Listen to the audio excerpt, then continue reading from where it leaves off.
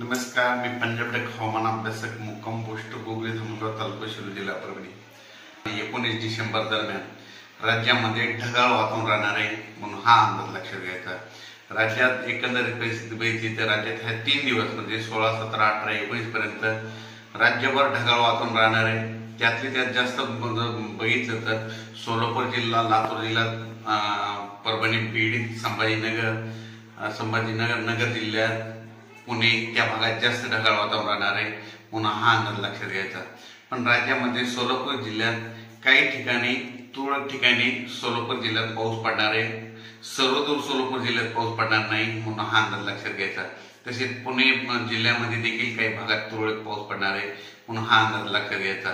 त्याच्यानंतर 20 तारखेपासून राज्यात परत थंडीला सुरुवात होणार आहे। 20 डिसेंबर पासून परत राज्यात थंडीला सुरुवात होणार आहे म्हणून हा अंदाज लक्षात घ्यायचा। पण